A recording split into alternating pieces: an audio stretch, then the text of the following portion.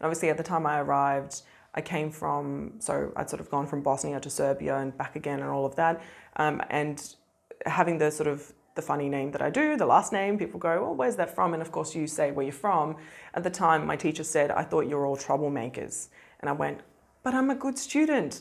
And I realized, no, it's because a lot of kids that come from my background at the time were troublemakers. They were ditching school and they were doing all sorts of stuff. They were being rebellious. And so the teacher thought, well, all Serbs are this way and all Bosnians are that way. You know, all the Slavs are a bit, you know, and we, to this day, we kind of take it as a badge of honor and we laugh about it.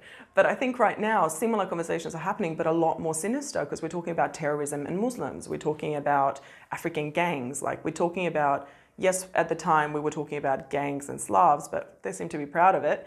And to be honest, yes, it was a mechanism of exclusion. But right now, I think it's way more sinister because young people are put into these boxes and saying, well, if you don't have an identity that's really its own, you are an African, so therefore African gangs, and you're a Muslim, so therefore terrorism. And I think they don't have a lot of leeway to move out of those spaces because of how insane media is and the political rhetoric is sometimes.